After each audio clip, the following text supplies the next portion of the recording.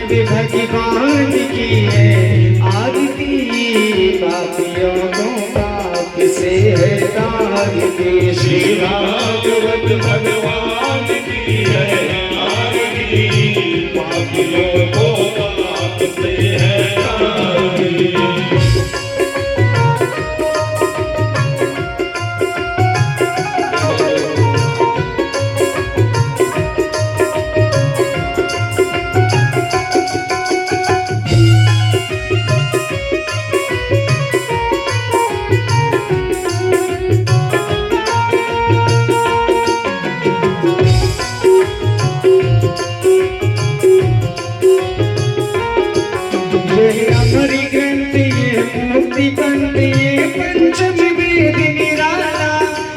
ज्योति जगाने वाला ये अमर ग्रंथ, ये मुक्ति पंथी, ये पंचम वेद निराला। नव ज्योति जगाने वाला ये अमर ग्रंथ, ये मुक्ति पंथी, ये पंचम वेद निराला। नव ज्योति जगाने वाला ये अमर ग्रंथ, ये मुक्ति पंथी, ये पंचम वेद निराला। नव ज्योति जगाने वाला हरि नाम यही, हरि नाम यही, हरि नाम यही, हरि नाम यही, प्रभु नाम यही, प्रभु नाम यही, प्रभु नाम यही, प्रभु नाम यही।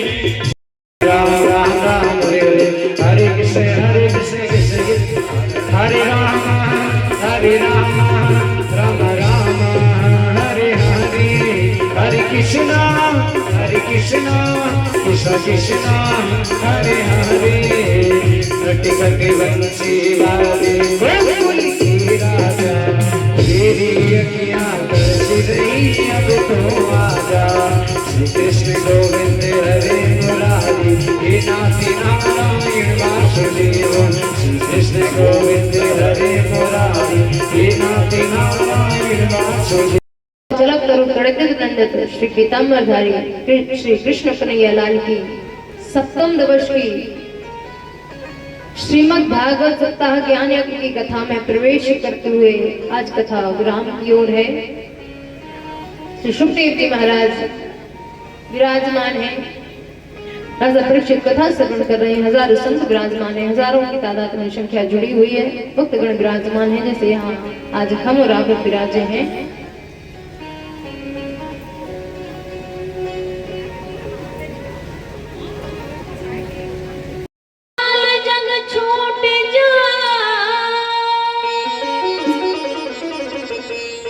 कृष्ण के कहे ते क्रोध आवे न तन में,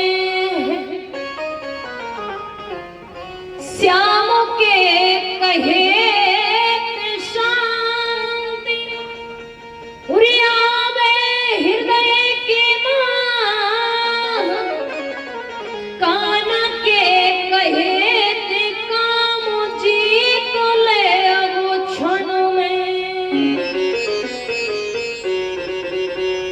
मदन मुरारी मदय अभिमानित जो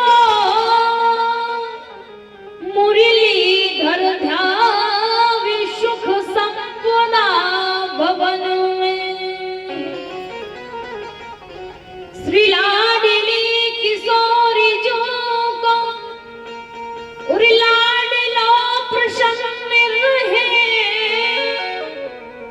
लोभिना सता विचित लाग हरि चरणन में। हाँ चकोरी बड़ी सुंदर है दोनों की जोड़ी। श्याम चंद्रा है श्यामा चकोरी, बड़ी सुंदर है दोनों की जोड़ी। चंद्रा है श्यामा चकोरी, बड़ी सुंदर है दोनों की जोड़ी।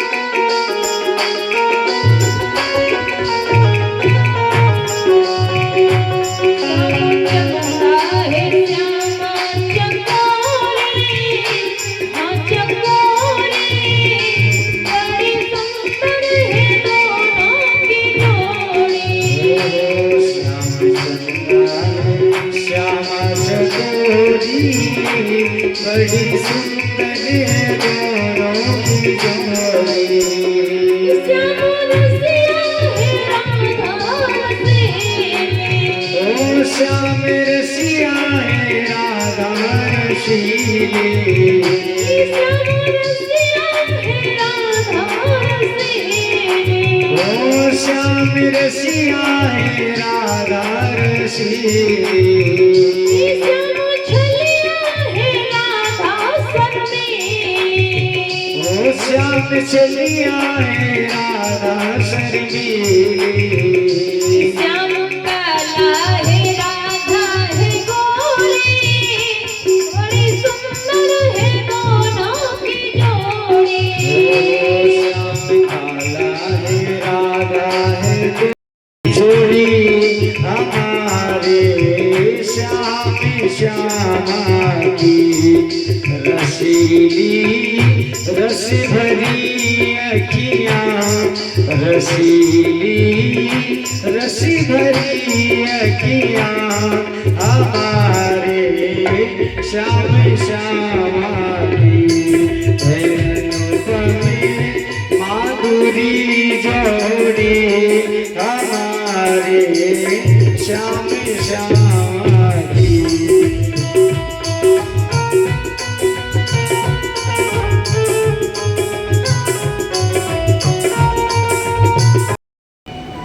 कौन श्री? आप सबने इस बात का अनुभव किया होगा कि जो भी व्यक्ति होगा, अगर वो पद में बड़ा है, प्रतिष्ठा में बड़ा है, मान में बड़ा है, सम्मान में बड़ा है, रुपए में बड़ा है, पैसों में बड़ा है, धन धान्य में बड़ा है, तो उसके दुश्मन भी बड़े होते हैं।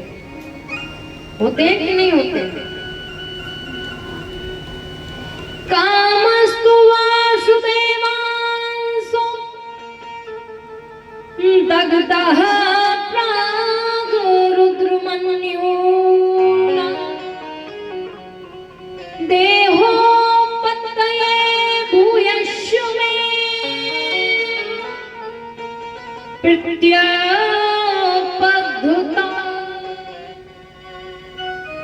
जो पद में बड़ा हो, प्रतिष्ठा में बड़ा हो, आप साधारण सी भाषा में समझें, माने किसी के पास बहुत ज्यादा प्रॉपर्टी हो, बहुत ज्यादा पैसा हो, तो उसके जो दुश्मन होते हैं ना, वो अपने आप बन जाते हैं। क्यों बन जाते हैं? भाई इसके पास इतना पैसा कहां से आ रहा? मेहनत करेगा तभी तो पैसा आएगा, घर बैठे पैसा किसी को नहीं आता। कुछ काम करेंगे, कारोबार डालेंगे तभी पैसा आएगा कि अपने आप आ जाएगा? काम करना पड़ेगा तभी पैसा मिलेगा। लेकिन जहां देखा कि महाराज सुंदर सा मकान बन गया, 2 गाड़ी रखी है, इसके पास इतना पैसा कहां से आ गया? दूसरा, व्यक्ति का सम्मान होता हो तो उसके दुश्मन 1000 हो जाते हैं। महाराज उनका बड़ा सम्मान होता है, उनको सब लोग पूछते हैं, उनकी सब लोग बात मानते हैं। अब ऐसा ही ठाकुर जी का हुआ। एक तो सोने की द्वारका, वो भी समुद्र में, ना तो सेना की कमी, ना धन की कमी, तो ऐसे में दुश्मन बनना तो स्वाभाविक था। मैया रुक्मिणी ने एक बालक को जन्म दिया जिसका नाम रखा गया प्रद्युम्न। वर्णन आता है, प्रद्युम्न प्रकृष्टा धुम्ना प्रकाशा यशसा प्रद्युम्न। जिसके जीवन में प्रकाश हो, ऊर्जा हो, उसे प्रद्युम्न कहते हैं। लेकिन ठाकुर जी के दुश्मन 1000। एक संबरासुर नाम का दैत्य आया, जो प्रसूतिका होती है ना, पहले समय में बच्चे का लालन पालन करने के लिए रखा जाता था प्रसूतिका का। तो संबरासुर प्रसूतिका के रूप में द्वारिका में रहने लगा। एक दिन मौका पाया तो प्रद्युम्न को आकाश में उड़ाकर ले गया। आकाश में उड़ाकर ले गया तो आकाश से ही प्रद्युम्न जी को फेंक दिया। फेंका तो नीचे जलाशय था। मछली ने प्रद्युम्न जी को निगल लिया, मतलब खा लिया। वही मछली शंबरासुर की रसोई में पहुंच गई। वहां भोजन का काम करती थी मायावती,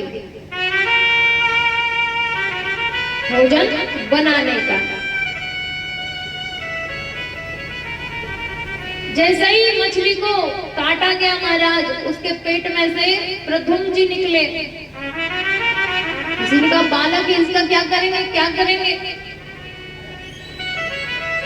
उसी समय देवर्षि नारद प्रकट हो जाते हैं। मायावती से कहते हैं देवी, तुम्हारी गोद में जो है वो तुम्हारा पति है। मायावती ने कहा ऐसे कैसे हो सकता है, हमारी इतनी आयु, ये नवजात शिशु। उस समय देवर्षि नारद मायावती से कहते हैं देवी,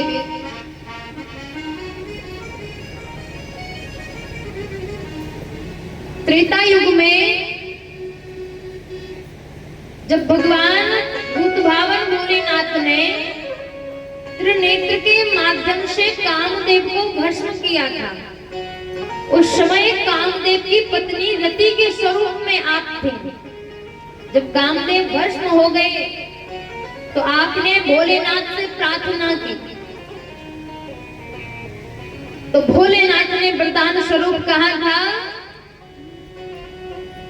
कि जब जगुवंश कृष्ण अवतारा, जब यदुवंश कृष्ण अवतारा, जब यदुवंश कृष्ण अवतारा, जब यदुवंश कृष्ण अवतारा, जब यदुवंश कृष्ण अवतारा, हुई है हरण महामाई भारा, हुई है करई भावनिवारा। तो उस समय भोलेनाथ ने कहा था कि जब पृथ्वी का भार हरण करने के लिए परमात्मा द्वापर युग में जन्म लेगा, प्रकट होगा, उसी के पुत्र के स्वरूप में तुम्हें तुम्हारा पति पुनः प्राप्त हो जाएगा। कृष्ण तनय हुई है पति तोरा। तनय का अर्थ होता है पुत्र, माने कृष्ण का पुत्र ही तुम्हारा पति होगा। आज जब इस प्रकार देवर्षि नारद ने स्मरण कराया, बहुत समझाने की बात, प्रद्युम्न जी जब बड़े होते हैं समझाया जाता है तो मान जाते हैं। इस प्रकार प्रद्युम्न जी का विवाह मायावती से होता है। आज परमात्मा का दूसरा विवाह श्री सुखदेव। परीक्षित जी ने कहा भगवान ये बात हमें समझ में नहीं आई, भगवान को भालू की पुत्री से विवाह क्यों करना पड़ा। श्री सुखदेव जी महाराज राजा परीक्षित को वर्णन करते हुए कहते, राजा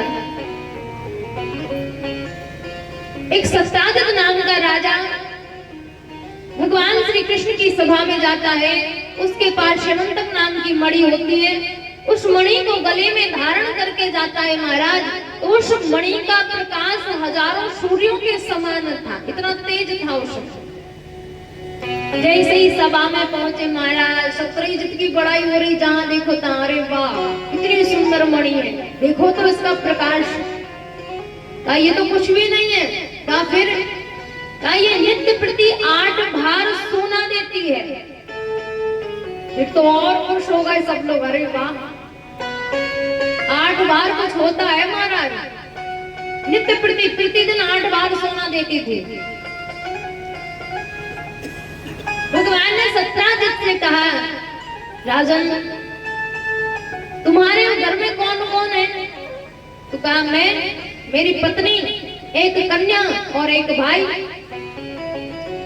कहा तुम्हारे घर में टोटल 2.5 जन हैं और तुम इतने सोने का क्या करोगे?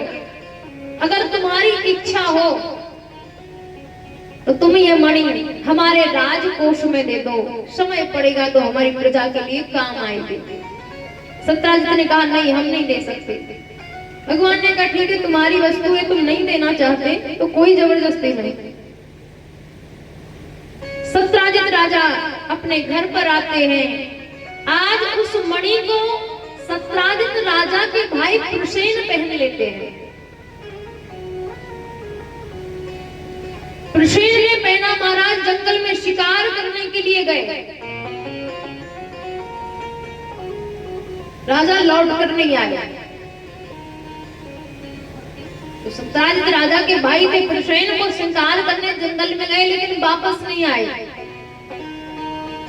सत्राजित को लगा कि मेरा भाई वापस नहीं आया, मणि पहन कर गया था और द्वारकाधीश कृष्ण ने कहा था कि उन्हें वो मणि चाहिए। ऐसा तो नहीं कि मेरे भाई की हत्या करती हो और उस मणि को रख लिया हो। सारे नगर में शोर हो गया कि कृष्ण ने मणि की चोरी करी। आज ठाकुर जी गर्गाचार्य जी से कहते हैं, ऋषिवर माखन की चोरी का दोष लगा, चीर की चोरी का दोष लगा, रणछोड़ का दोष लगा, अन्यत्र दोष लगे, लेकिन ये मणि का दोष क्यों लगा? क्योंकि कलंक बहुत बड़ा होता है जीवन में। कलंक का मतलब समझते हैं ना? दोष का मतलब समझते हैं? दोष लगना। जीवन में अगर हमने कोई गलती ना करी, हमने कभी झूठ नहीं बोला और आपसे कोई आकर कहे कि आपकी ये बात झूठी है, तो वहां कष्ट होता है, दुख होता है कि देखो हम तो सच बोल रहे हैं और दोष लगा रहे हम पर झूठ का।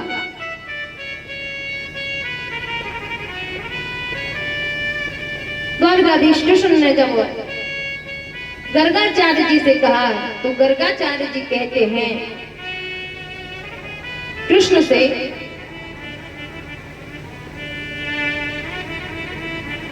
कि तुमने भादों की चौथ का चंद्रमा देखा है? जो भादों का महीना आता है ना, भादों के महीने के चौथ के दिन चंद्रमा के दर्शन नहीं करना चाहिए। रामचरितमानस जिस किसी ने भी पढ़ी हो उसमें वर्णन आया है कि सो पर नार लीलार गुसाई, सो पर नारी लीलार गुसाई, सो पर नार लीलार गुसाई, सो पर नारी लीलार गुसाई, सो पर नारी लीलार गुसाई, तजऊ चौक के चंद दिनाई, तजऊ चौथ की चंद गिराई। सो पर नार लीलार गोसाई। पराई स्त्री को देखने से जो पाप लगता है महाराज, उसी प्रकार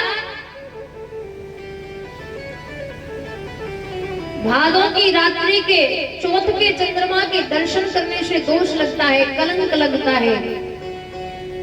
वर्णन आता है कि पराई स्त्री को देखना जैसे वर्जित होता है पुरुष के लिए, उसको देखना नहीं चाहिए, उसी प्रकार भादों के चौथ के चंद्रमा को देखना नहीं चाहिए। और यदि कोई ऐसा करता है तो उसे जीवन में किसी ना किसी तरह का कलंक लगता है, दोष लगता है, झूठा दोष लगता है। ठाकुर जी ने कहा जब दोष लगा है तो निवारण तो हम करके ही रहेंगे। कैसे? भगवान अश्व अर्थात घोड़े पर सवार होते हैं, पर सैन्य को ढूंढने जाते हैं। भगवान जैसे ही उसमें प्रवेश करते हैं, पीछे से एक भालू अर्थात रीछ भगवान को पकड़ लेता है। इतना जोर से पकड़ता है महाराज, तो भगवान ने कहा यहाँ तो अपनी महिमा दिखानी चाहिए। जैसे ही भगवान ने जोर लगाया महाराज, तो उस रीछ की नस नस ढीली हो गई, भगवान के चरणों में गिर गया। प्रभु मैं पहचान गया तुम वही मेरे राम हो। कौन से राम? त्रेता युग में जब ऋक्षराज जामवंत जी ने राम जी से कहा कि भगवान हमें आपकी ताकत देखनी है कि आप में कितनी शक्ति है। भगवान ने कहा देखो इस समय हम मर्यादा पुरुषोत्तम राम है, यदि तुमसे युद्ध करेंगे वो तो नीति विरुद्ध होगा। कभी समय पड़ेगा तब हम तुम्हें अपना बल दिखाएंगे। तो आज जैसे ही अपना बल दिखाया, ऋक्षराज जी चरणों में गिर जाते हैं। उस समय ऋक्षराज जी जामवंत जी कहते हैं भगवान आप इस मणि को भी ले जाइए और हमारी कन्या जामवंती को भी ले जाइए। इस प्रकार भगवान का दूसरा विवाह जामवंत की कन्या जामवंती के साथ संपन्न होता है। बोले कृष्ण कन्हैया लाल की जय। अब जैसे ही भगवान द्वारका में आए, सत्राजित को बुलाया, कहा ये आपकी मणि है, आप वापस ले जाइए। सत्राजित को लगा कि हमने व्यर्थ में ही कृष्ण पर झूठा दोष लगाया, ये गलत बात है। तो प्रायश्चित स्वरूप अपनी पुत्री सत्यभामा का विवाह ठाकुर जी से करवा दिया और दहेज में वो मणि दे देते। भगवान के पास मणि आ गई, विवाह हो गया। इस प्रकार भगवान का तीसरा विवाह राजा सत्राजित की कन्या सत्यभामा के साथ संपन्न होता है।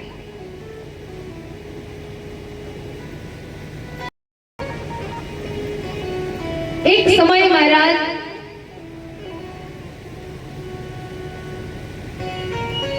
ठाकुर जी अर्जुन के साथ भ्रमण करने के लिए निकले। जैसे ही भ्रमण करने के लिए निकले तो देखा सामने एक कन्या तप कर रही है और ठाकुर जी रथ में बैठे हैं। अर्जुन उस कन्या के पास जाते हैं। कन्या के पास पहुंचे, कहा देवी आप किसकी तपस्या कर रही हैं? आप क्यों तपस्या कर रही हैं? उस समय उस स्त्री ने कहा कि मैं सूर्य की पुत्री हूँ, यमराज की बहन हूँ, मेरा नाम कालिंदी है, कालिंदी का ही नाम जमुना है।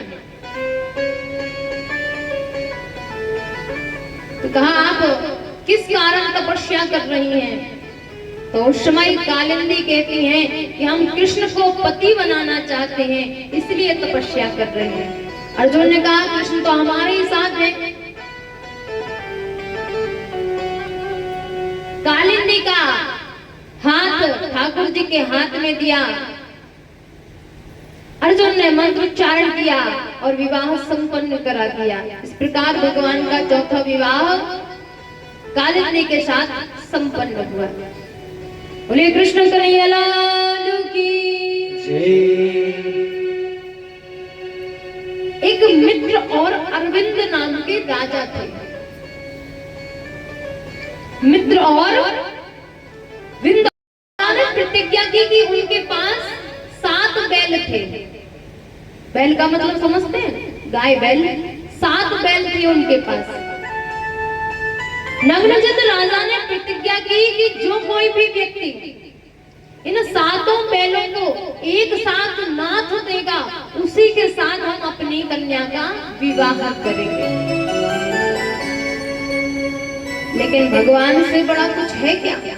ठाकुर जी ने एक ही बार सातों वेलों की नाक से नकेल डालकर नाथ दिया। इस प्रकार भगवान का षष्ठम विवाह सत्या अर्थात नग्न तिथि के साथ संपन्न हुआ। बोलिए कृष्ण कन्हैया लाल की।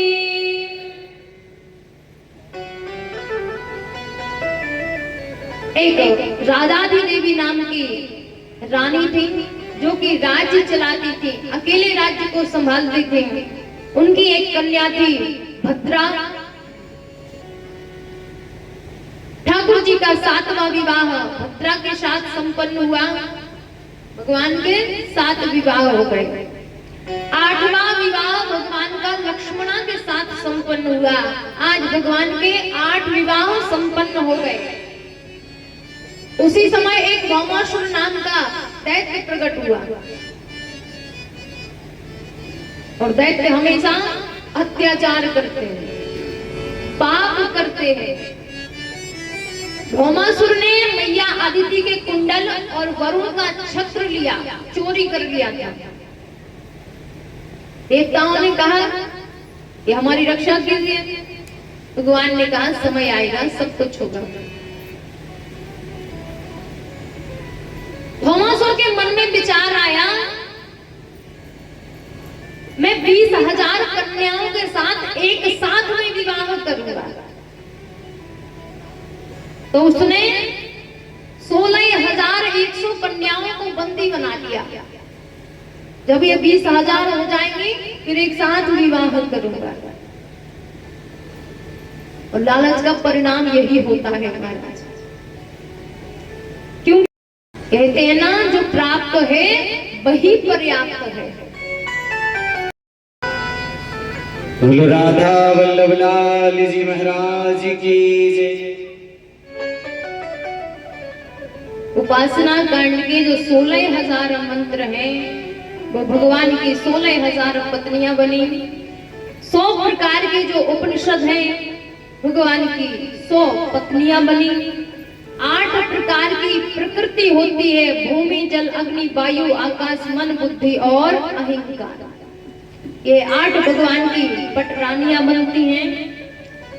आज परमात्मा के 16,108 विवाह संपन्न होते हैं। प्रत्येक रानी से परमात्मा को 10-10 पुत्र प्राप्त होते हैं।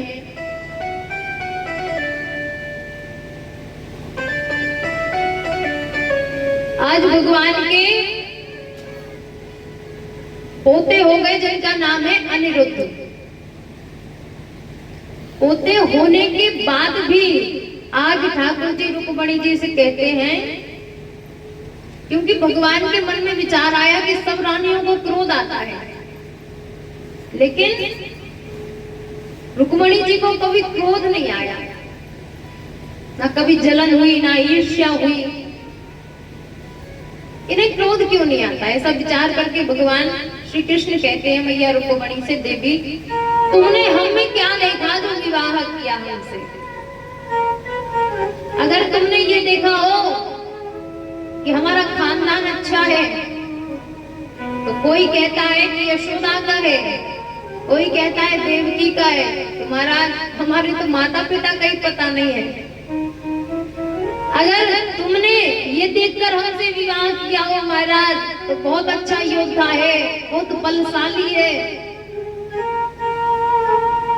भगवान कहते हम तो खुद युद्ध से भाग गए थे, रणछोड़ हो गए, तो रणछोड़ युद्ध थोड़ी होता है। अगर तुम ये कहो हमारे पास बहुत अधिक रुपए पैसा है महाराज, तो हमारे पास तो कुछ भी नहीं है, ना हमारे भक्तों के पास कुछ होता है। अगर तुम चाहो तो आज भी हम तुम्हारा विवाह शिशुपाल से करा दें।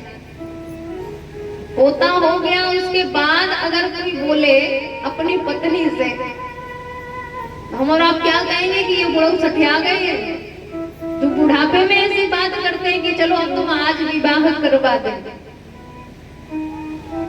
और मैया रुक्मणी जी ने इतना सुना तो कह तो कुछ ना पाई, इतना अधिक भयभीत हो गई कि बेहोश हो गई। भगवान ने अपना चतुर्भुज स्वरूप धारण किया दो हाथों से रुक्मणी जी को उठाया, एक हाथ से पसीना पोंछते हैं, दूसरे हाथ से पंखा चलते हैं। जैसे ही मैया रुक्मणी की मूर्छा जागृत हुई तो मैया रुक्मणी हाथ जोड़कर कहती हैं, भगवान आपने हमसे पहला प्रश्न पूछा था कि हमारे तो माता पिता का ही पता नहीं है। एक बात बताओ, क्या आपके माता पिता होते हैं? अरे आप तो जगत के पति परमेश्वर हो, जगत के पिता हो, जगत के स्वामी हो, क्या आप किसी की संतान बन सकते हो? जब आप सबके पिता हो तो आपका कोई पिता कैसे हो सकता है? आपने कहा कि हम युद्ध छोड़कर भाग गए, रणछोड़ हो गए, हम योद्धा नहीं है महाराज। महाभारत जैसे युद्ध को केवल बांसुरी के माध्यम से करा दिया, आप जैसा योद्धा और कौन होगा? आपने कहा कि हमारा जो नाम जपते हैं वो फकीर होते हैं, कंगाल होते हैं, भिखारी होते हैं, गरीब होते हैं। तो विचार करना, हमारे पास पैसा होता है तो हम 4 बार अपना पर्स देखते हैं कि गायब ना हो जाए, कोई चोरी कर ना ले।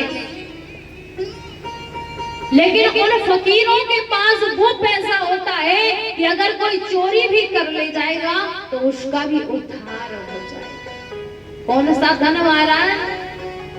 श्याम नाम रूपी धन, राम नाम रूपी धन। और महाराज ये धन ऐसा धन है कि आप जितना बांटोगे उतना बढ़ेगा। साधारण धन को तो हम ताला लगाते हैं, बार बार चाबी देखते हैं कि रखी हो तो नहीं गई, लेकिन इस धन को तो जितना बांटोगे उतना बढ़ता चला जाएगा। आज ठाकुर जी कहते हैं रुक्मणी जी से, देवी आप धन्य हो, आप धन्य हो। एक राजा हुए जिनका नाम है पौंड्रक। जब राजा पौंड्रक ने सुना कि सब लोग वासुदेवाय श्री कृष्ण की पूजा करते हैं, पूछा क्या है उस कृष्ण के पास जो सब लोग उसकी पूजा करते हैं? तो किसी ने बताया कि उसके 4 हाथ हैं, उसके पास ऐसा चक्र है कि वो घूमता है, सांवला है। अब पौंड्रक राजा ने अपने शरीर पर रंग लगाया, सांवरा रंग, सुंदर श्रृंगार किया, बटन से चलाने वाला एक चक्र बनवाया, लकड़ी के 4 हाथ बनवा दिए। सब वासुदेवाय कृष्ण की पूजा करते हैं, आज से वासुदेवाय पौंड्रक की पूजा करेंगे। महाराज अब तो उसकी पूजा होने लगी। भगवान को पता चला तो भगवान ने उसका भी उद्धार कर दिया। सुखदेव जी महाराज से राजा परीक्षित ने पूछा क्यों कर दिया उसका उद्धार? अरे वो तो दुष्ट था, भगवान के साथ द्वेष किया, अपनी पूजा करवाना कोई अच्छी बात थोड़ी होती है। सुखदेव जी महाराज कहते राजा परीक्षित, भगवान ने उसको अपना निज धाम इसलिए दिया क्योंकि जब जब वो कृष्ण का स्वरूप धारण करता होगा तब तब वो मेरा स्मरण करता होगा। और भगवान का नाम चाहे अच्छे में लो या बुरे में लो, गुस्सा में लो, क्रोध में लो, कैसे भी लो, हमेशा लाभकारी होता है। भाव को भाव अनख आलस, नाम जपत मंगल दिस दर्शन। भगवान का नाम सोते जागते किसी भी अवस्था में लो, हमेशा मंगलकारी होता है। अब जब द्वारिका में पता चला कि अनिरुद्ध जी बाणासुर की नगरी में है, तो भगवान श्री कृष्ण बाणासुर से युद्ध करने पहुंच जाते हैं। सबको पता है बाणासुर भगवान भोलेनाथ का परम भक्त था और अपने भक्त की रक्षा हेतु भोलेनाथ श्री कृष्ण से युद्ध करने लगते हैं। अंत में जब सब समझाते हैं तो भगवान भोलेनाथ और ठाकुर जी शांत हो जाते हैं। तत्पश्चात बाणासुर की कन्या उषा के साथ भगवान के पोते अनिरुद्ध का विवाह संपन्न होता है। श्री सुखदेव जी महाराज राजा परीक्षित को सप्तम दिवस की कथा श्रवण कराते हैं। महाराज कहते हैं, पांडवों ने राजसूय यज्ञ के लिए भगवान को न्योता भेजा। भगवान आए, द्वारकाधीश कृष्ण ने पांडवों से कहा कि आपने सारे राज्यों पर विजय प्राप्त कर ली,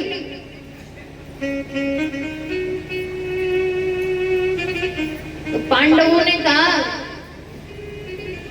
और तो सब पर आधिपत्य है, लेकिन मगध का सम्राट जो जरासंध है ना, उस मगध पर आधिपत्य नहीं हुआ। भगवान की लीला, ठाकुर जी अर्जुन और भीम को लेकर मगध पहुंचते हैं। ठाकुर जी ने, भीम ने और अर्जुन ने ब्राह्मण का रूप बनाया। ब्राह्मण का रूप बनाकर जैसे ही पहुंचे तो जरासंध तो चरणों में गिर गया। कहा क्यों? बोले ब्राह्मण देव बाप आए के राधा रानी को भीतर ही भीतर क्रोध आने लगा। क्रोध आया। अब विचार करना, जिसे कभी क्रोध नहीं आना चाहिए उसे क्रोध आ रहा है। ये वर्णन क्या है? ये सारी भगवान की लीला है, ये भूलोक की लीला है। भगवान इस पृथ्वी पर नहीं आते तो क्या हम ये लीलाएं आज श्रवण कर पा रहे होते? तो भगवान ने अपनी लीला को बढ़ाने के लिए आज देखा तो एक गोपी जिसका नाम था बिरजा, भगवान को फलों का भोग लगा रही थी और मैया श्री राधा किशोरी जी ठाकुर जी को ढूंढ रही थी। अब यहाँ सुदामा जी और तुलसी आपस में वार्ता कर रहे थे। सुदामा जी तुलसी के प्रति आसक्त थे, मोहित हो गए, प्रशंसा कर रहे थे सुदामा जी, तो तुलसी बड़ी प्रसन्न हो रही थी। उसी समय श्री किशोरी जी आई, श्री राधा जी आई और उन्होंने पूछा क्या तुमने भगवान श्री कृष्ण को देखा है? लेकिन वो इतने आसक्त अपनी वार्ता में इतने कि उन्होंने मैया की बात को नहीं सुना, क्रोध किया। तब जाकर सुदामा जी को लगा कि यदि मैं बता दूंगा कि भगवान ब्रजा के साथ में है तो मैया श्री जी और अधिक क्रोधित हो जाएंगे। तो सुदामा जी ने कहा कि मैया भगवान तो खुद आपको ढूंढ रहे हैं। ऐसा कहते कहते मैया आगे चली गई। देखा तो भगवान ब्रजा के हाथ से भोग प्राप्त कर रहे थे। श्रापों का चक्र, भगवान की लीला, भगवान की लीला का प्रभाव। महाराज श्री जी को क्रोध आ जाता है, ब्रजा को नदी बनने का श्राप दे देते हैं। किशोरी जी कहते हैं श्रीदामा गलती तो तुम्हारी भी है। आज सुदामा जी हाथ जोड़कर करे, अरे तुम प्रेम में इतने आसक्त हो गए, तुम्हारी प्रवृत्ति राक्षसों की जैसी है। जाओ मैं तुम्हें श्राप देती हूँ, तुम राक्षस बन जाओ। मैया तुलसी को श्राप देती हैं। इतनी प्रसन्न हो, अपनी प्रसन्नता, अपने सौंदर्य के लिए जाओ मैं तुम्हें भी श्राप देती हूँ, तुम भी एक जड़ के समान पृथ्वी पर, भूलोक पर पैदा हो जाओगे। आज जब तुलसी और सुदामा जी को श्राप मिला तो सुदामा जी ने भी बदले में भगवान श्री कृष्ण और श्री राधा रानी को श्राप दे दिया कि तुम इस प्रेम को समझ ना सकी, मेरे और तुलसी के प्रेम को समझ ना सकी और मुझे भूलोक पर जाने के लिए श्राप दे दिया। हम दोनों को वियोग दिया, हम भी आपको श्राप देते हैं कि आप भी भूलोक पर जाएंगे और आपको भी वियोग की पीड़ा सहन करनी होगी। श्राप का कार्यचक्र समाप्त हो गया, सब एक दूसरे से क्षमा मांगने लगे। वही दंभ का पुत्र शंखचूड़ सुदामा जी के रूप में आया और धर्मध्वज की पुत्री वही तुलसी के रूप में आती हैं। आज दोनों विवाह कर लेते हैं। तत्पश्चात इस जीवन को समाप्त करके अगला जीवन एक ब्राह्मण के रूप में होता है सुदामा जी का। क्योंकि मैया श्री राधिका जी ने कहा था कि तुमने प्रभु का स्थान बताने में कंजूसी की, अर्थात दरिद्रता दिखाई, इसलिए तुम्हारा जो तीसरा जन्म होगा वो एक दरिद्र ब्राह्मण के रूप में होगा। भगवान श्री कृष्ण ने सबको आशीर्वाद दिया, विरजा जब तक तुम नदी बनोगी ना, जब तक जीव विरजा नाम की नदी को पार नहीं कर लेता तब तक वो गोलोक धाम में पहुंच नहीं सकता। ये तुम्हें आशीर्वाद है। शंखचूड़ को भी आशीर्वाद मिला था कि तुम रहोगे तो राक्षस योनि में, पर परमात्मा के प्रति तुम्हारी प्रीति सदैव बनी रहेगी। जब तीसरे जन्म में दरिद्र ब्राह्मण बने महाराज, तो भगवान ने आशीर्वाद दिया था कि बनोगे तुम दरिद्र ब्राह्मण, लेकिन तुम्हें हमारी भक्ति प्राप्त होगी। धीरे धीरे शरीर पिघलता है महाराज, तीसरा जन्म होता है। सारंगधर और सत्यवती के यहाँ श्री सुदामा जी का जन्म होता है।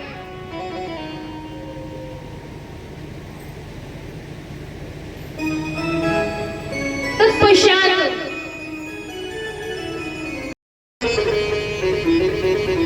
जिसके पास धन ना हो उसे गरीब कहेंगे? बिल्कुल नहीं। गरीब किसे कहते हैं? जो मन से गरीब होता है। गरीब कौन होता है? जो मन से गरीब होता है। उसके पास होता तो सब है लेकिन वो दे नहीं सकता, वो गरीब है। दरिद्र कौन होता है महाराज? जिसके पास कुछ भी नहीं होता, वो दरिद्र है। लेकिन सुदामा जी के पास संतोष रूपी धन है। कौन सा धन? संतोष रूपी धन। जब आवे संतोष धन, सब धन धूरी समान। व्यक्ति के जीवन में कितना भी धन आ जाए, कितना भी पैसा आ जाए, कितना भी रुपए आ जाए, लेकिन यदि संतोष नहीं है वो कभी अमीर नहीं बन सकता। सुखदेव जी महाराज वर्णन करते हुए कहते हैं, दरिद्रो अतष्टो संतुष्ट।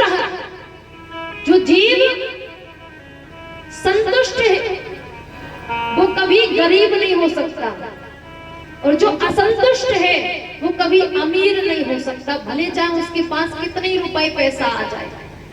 कहा कि महात्मा जी आप हट जाइए और यहाँ से राजा की सेना आ रही है, और सेना आगे के ऐसा ना हो आपको कुचल डाले, एक तरफ हो जाओ। कहा क्यों आ रही है सेना? तो कहा सेना युद्ध करने के लिए आ रही है। महात्मा ने पूछा युद्ध क्यों करना है? कहा पूर्व के राजा पश्चिम के राजा पर चढ़ाई करेंगे, युद्ध होगा, तो वहां के राजा के पास जो कुछ भी धन धान्य होगा, संपत्ति होगी, लूट कर ले आएंगे। महात्मा ने कहा कि पूर्व के राजा के पास धन नहीं है। तो कहा धन तो है लेकिन और धन अर्जन करना है। महात्मा के हाथ में एक कौड़ी थी। कौड़ी जानते हैं? कौड़ी।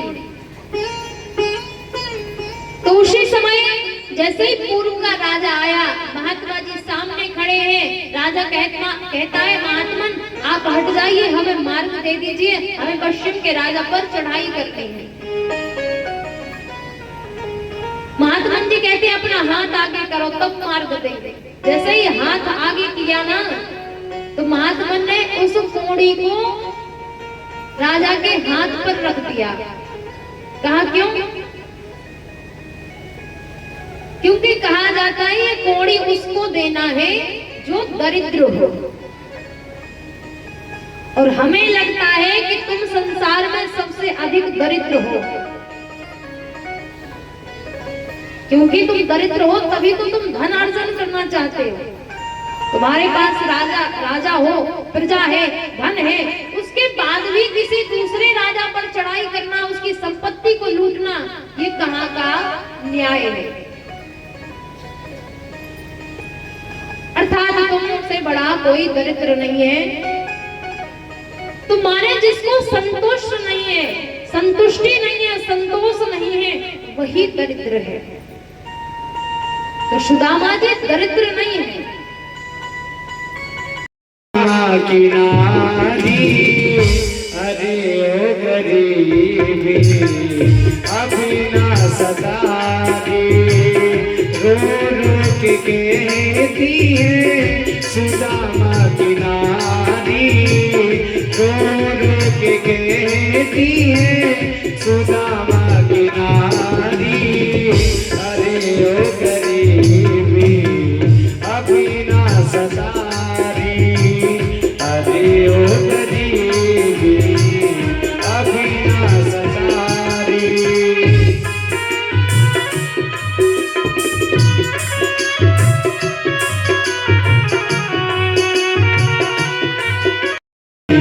अभी ना सतारी, अरे ओ गरीबी अभी ना सतारी, रो रो के कहती है सुदामा की नारी, रो रो के कहती है सुदामा की नारी, अरे ओ गरीबी अभी ना सतारी।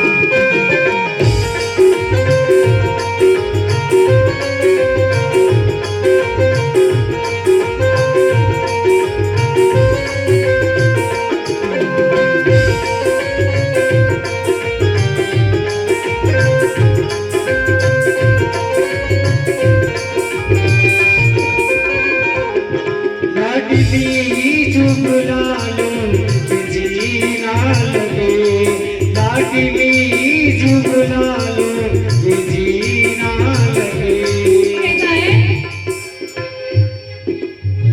पहले दिल लगाए अर्जी फर्जी तूने टाल दी।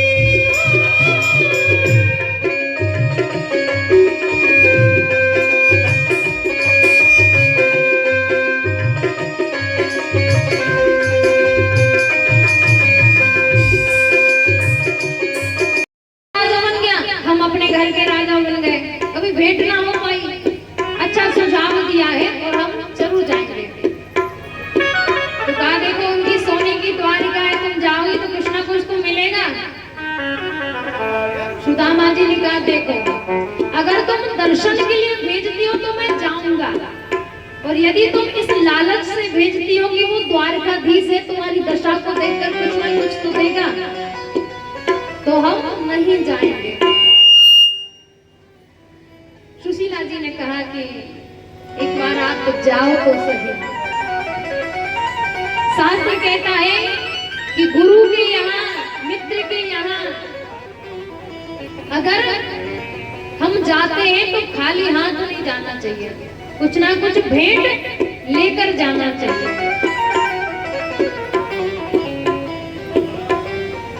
सुदामा जी ने कहा कि हम तो सुबह का भोजन कर ले तो शाम का पता नहीं मिलेगा कि नहीं मिलेगा, हम क्या ले जाएंगे भेंट में, हम क्या ले जा सकते हैं भेंट में, हमारे पास तो कुछ। सुशीला जी 4 घरों से अलग अलग प्रकार के तंदुल अर्थात चावल लेकर आती हैं। घर में देखा तो कोई भी ऐसा वस्त्र साबुत नहीं था कि उसमें बांधकर उन तंदुलों को दिया जाए।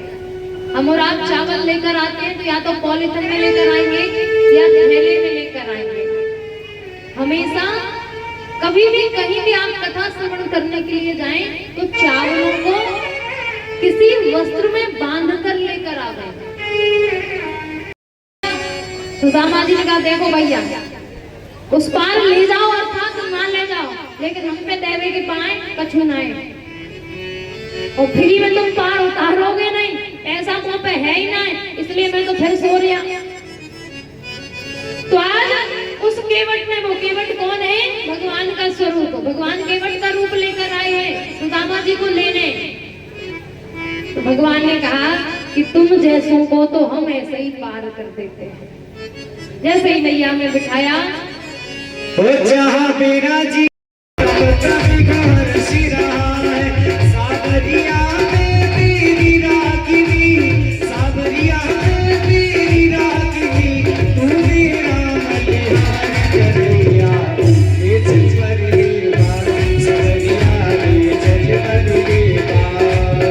अरे जहाँ तुम सुनामा किसी का सना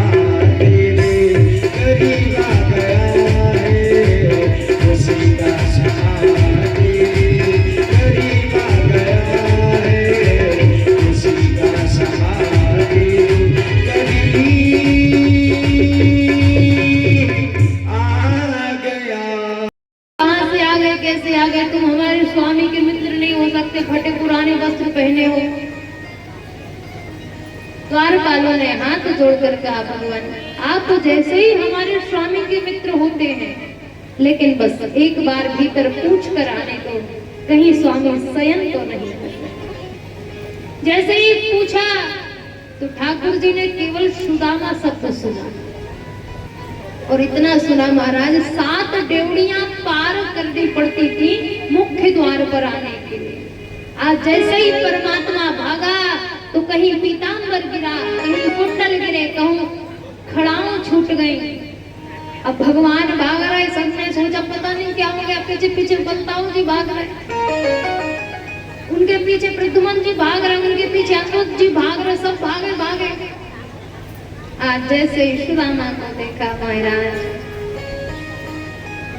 धोती फटी हुई है, पतली सी कमर, वर्णन आया है कि उनके शरीर की ऐसी रचना महाराज कि एक एक हड्डी की गिनती कर लो आप, एक एक हड्डी को गिन लो।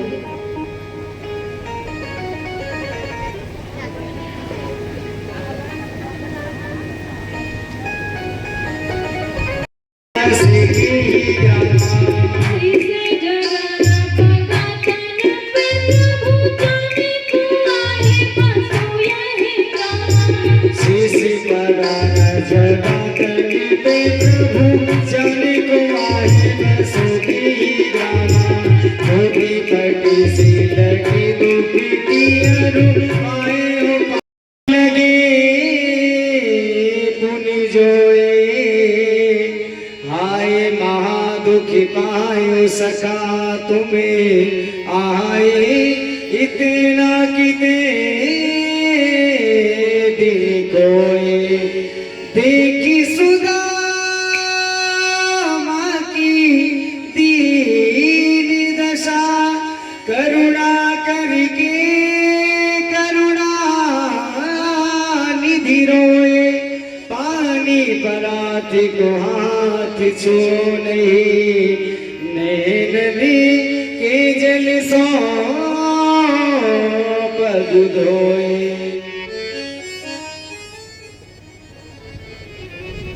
विवाह करने का, हम तो भगवान का भजन करना चाहते थे। अच्छा तो हमारी भाभी घर पे थी, कहा हाँ भाभी भी है, बच्चे भी हैं, सब लोग हैं। तो जब भाभी घर पे थी तो उनने हमारे लिए कुछ ना कुछ तो भेजा ही होगा, कहा कुछ भी नहीं भेजा। भगवान ने कहा उस समय चोरी कर ली थी, इस समय भी चोरी करोगे? भगवान ने एक मुष्टिक का प्रहार किया, पोटली जैसे ही निकली। आज देखा भगवान ने पोटली को खोला महाराज, और एक मुट्ठी चिड़वा, एक मुट्ठी चावल जैसे ही अपने मुख में लिया, एक लोक की संपत्ति सुदामा जी को प्रदान कर दी। दूसरे मुट्ठी चिड़वा लिया, चावल लिया, तंदुल लिया, जैसे ही प्राप्त किया भूलोक का एक छत्र राज्य सुदामा जी को प्रदान किया। तीसरी मुट्ठी चावल प्राप्त करने ही वाले थे कि रुक्मणी ने हाथ पकड़ लिया। क्या करते हो, यदि सब कुछ इनको दे दोगे ना तो कब से तुम सुदामा बन जाओगे। लेकिन ये बात रुक्मणी जी ने मन में कही और मन में ही ठाकुर जी ने कहा कि यही ब्राह्मण है, वो वही ब्राह्मण था जो पत्र लेकर आया था, उसी की वजह से तुम आज यहाँ पर हो। तो रुक्मणी जी ने प्रत्यक्ष रूप से सिर्फ इतना कहा कि इतना मत खाइए। तो सुदामा जी ने कहा ठीक तो कहती है, ज्यादा मत का तू बीमार पड़ जाएगा। अब भोजन प्राप्त कर लिया, सुदामा जी ने कहा कि हम चलना चाहते हैं। विचार करना, द्वारिका बनी भी सोने की है, वहां थाली भी सोने की, पलंग भी सोने का, तकिया भी सोने का, हर एक चीज सोने में है, लेकिन सुदामा जी ने एक चम्मच भी उठाकर ऐसे नहीं रखी। 6 महीने जाने में लगे, 6 महीने आने में लगे। आज जैसे ही आए वापस तो जहाँ कुटिया बनी थी वहां स्वर्णिम महल बन गया। किसी से पूछा, भैया यहाँ मेरी एक छोटी सी कुटिया बनी थी, तो कहा वो तो हट गई। और ये महल किसका है? कहा ये महाराजा सुदामा का महल है। सुदामा जी ने विचार किया कि हमारा महल, ये तो असंभव है। तत्पश्चात कहा तो सुदामा जी महाराज कहाँ गए, हमें उनसे मिलना है। कहा वो तो द्वारका गए कृष्ण के पास मिलने। कहा द्वारका तो हम गए थे। कहा किनसे मिलने गए? अपने मित्र से मिलने। कहा हम भी मित्र से मिलने गए। कब तक आएंगे? बोले कोई पता नहीं। तो कहा उनकी पत्नी तो हो गई। कहा बिल्कुल है। भीतर से सुशीला महाराज सोने का थार ज्योति जलाकर जैसे ही आरती के लिए बाहर आई, तो पहले तो दुबली पतली थी, जहां वैभव आया तो मोटी हो गई, नहीं पहचान पाए सुदामा जी। जब वापस जाने लगे तो सुशीला जी चरणों में गिर गई, स्वामी आप कहाँ जा रहे हैं? सुशीला से सुदामा जी कहते हैं, देवी तुमने भगवान से संपत्ति मांगी थी, तुमको संपत्ति मिली। मैंने दर्शन मांगा था, मैंने दर्शन पाया। अब आप अपनी संपत्ति का लाभ लें, ऐश्वर्य का लाभ लें। मैं तो बस 2 रोटी खाकर भगवान का भजन करूंगा। तो देवी सुशीला ने कहा, यदि आप इस ऐश्वर्य के साथ मेरे साथ नहीं रह सकते तो मैं भी यहाँ रहना नहीं चाहती। उसी समय उसी महल में भगवान मुरलीधर बंसीधर प्रकट हो जाते हैं। सुदामा को आशीर्वाद देते हैं कि ये मेरी कृपा है, आप इसमें विराजमान रहिए और राज्य कीजिए। भगवान ने अपनी कृपा से सुदामा जी अपने मित्र पर की। मित्रता का एक ही भाव है महाराज, जेना मित्र दुख होए दुखारी, इतने बिलोकत पातक धारी। जो अपने मित्र को दुखी देखकर दुखी नहीं होता,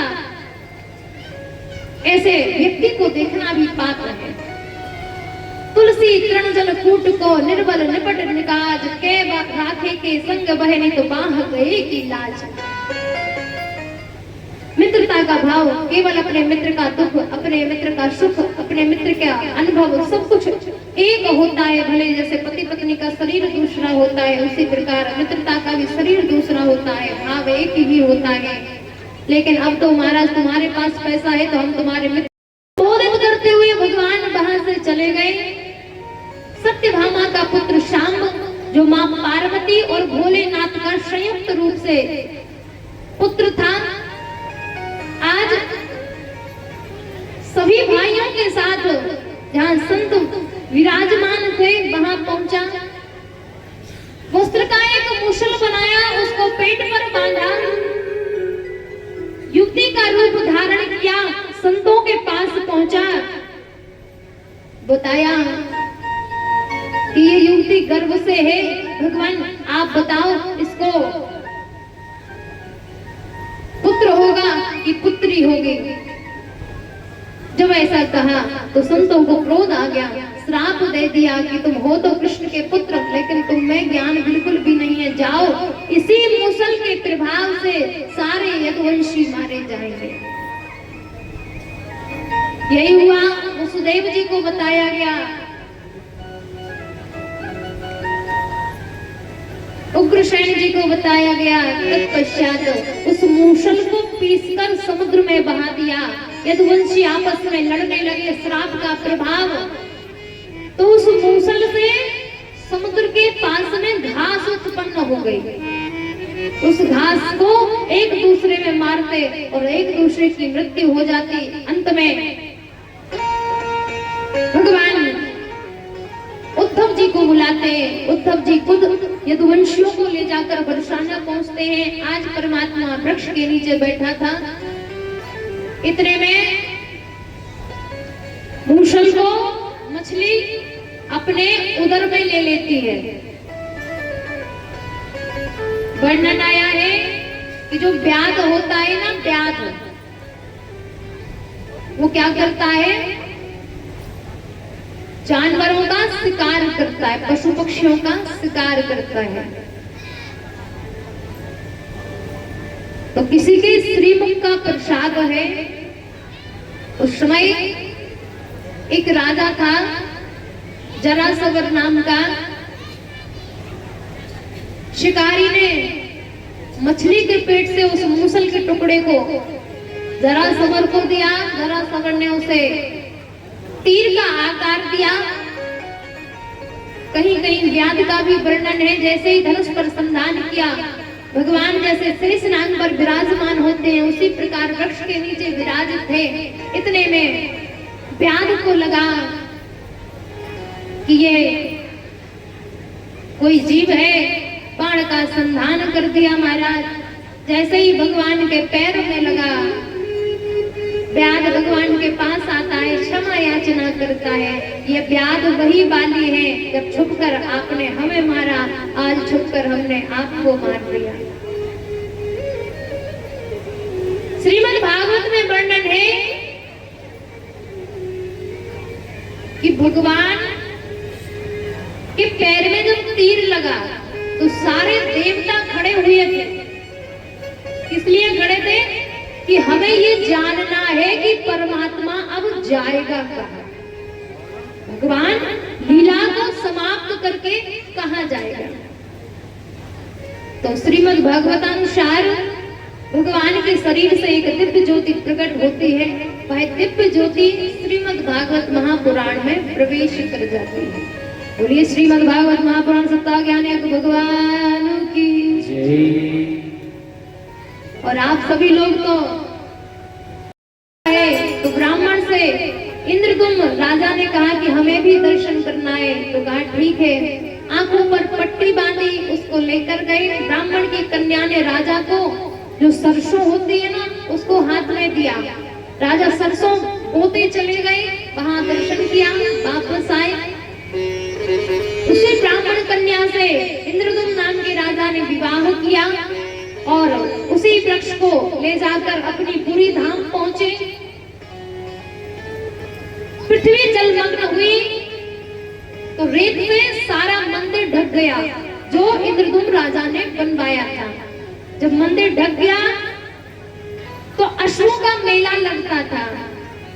गाल माधव नाम का राजा आता है, उसका अश्व पूरी धाम के मंदिर की चोटी में फंस जाता है तो राजा गिर जाता है। जैसे ही राजा ने देखा तो उसको लगा कि कुछ दिखाई पड़ रहा है। खुदाई प्रारंभ की महाराज, तो देखा वहां मंदिर बना हुआ था। उसी समय इंद्रदुम्न राजा आता है, वो कहता है कि हमने मंदिर बनवाया है, और गाल माधव कहते हैं कि हमने ढूंढा है। फिर उसी समय कछुआ आता है जो कि अपनी पीठ पर जाकर के सामान ले जाता था मंदिर बनवाने के लिए। तो वो प्रत्यक्ष प्रमाण था। उसने जाकर बताया कि राजा इंद्रदुम्न ने ये मंदिर का निर्माण किया था। उसी समय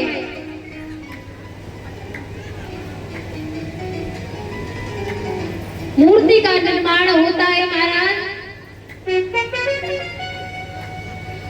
वर्णन किया गया था कि यदि प्रवेश किया तो जितनी मूर्ति बनेगी उतना ही बना रह जाएगा भाग, और मैं अंतर ध्यान हो जाऊंगा।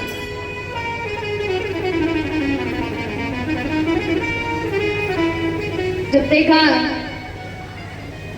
तो उसकी पत्नी ने विचार किया, जिसका नाम था गुरीचा। उसने कहा कि ये तो अभी तक बाहर नहीं निकले शिल्पकार जी। उसने कहा ऐसा तो नहीं कि मर गए हो। जैसे ही भवन का कपाट दरवाजा खोला तो वो तो अंतर ध्यान हो गए। मूर्ति का आकार केवल यहाँ से लेकर पैरों तक का बना हुआ था, आधे आधे हाथ बने थे और केवल पैर के नीचे तक का हिस्सा बना हुआ था। आप सबने जगन्नाथ भगवान के दर्शन किए हैं, अधिकतर किए होंगे, तो इतना ही उनका स्वरूप बना हुआ है ना।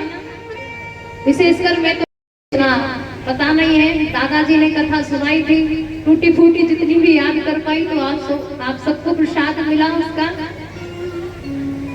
तो इस प्रकार हमारे कृष्ण कन्हैया लाल श्री बलभद्र भगवान श्री सुभद्रा जी आज भी जगन्नाथपुरी में विराजमान है, जिनका आधा स्वरूप है और हम उसी आधे स्वरूप के दर्शन करते हैं। प्रेम से बोलिए जगन्नाथ भगवान की।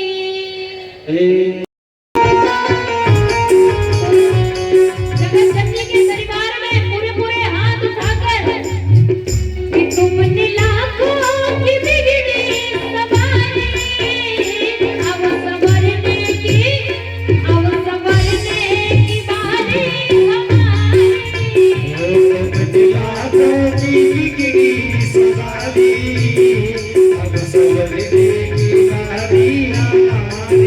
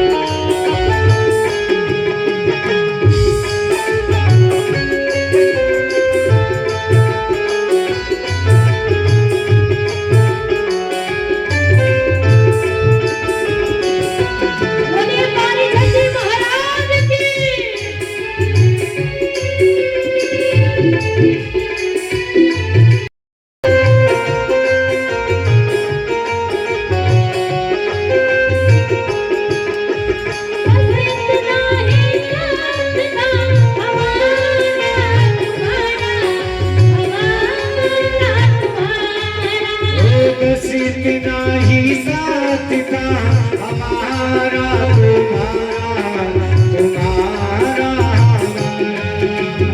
आज यहाँ कल कहाँ ही तो आज यहाँ कल कहाँ ही तो जाने बंदी बुलारा बस इतना ही साथ था हमारा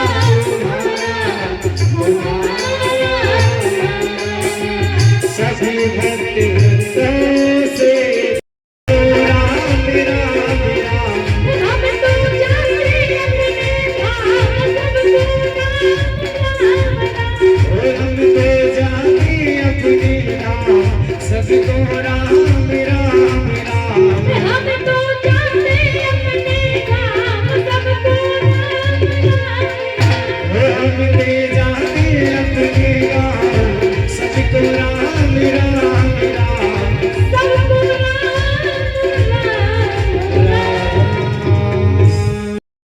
को बाप से है तारगी श्री राजीवत भगवान की है आरती पापियों को पाप से है तारती श्री भागवत भगवान की है आरती पापियों को पाप से है तारगी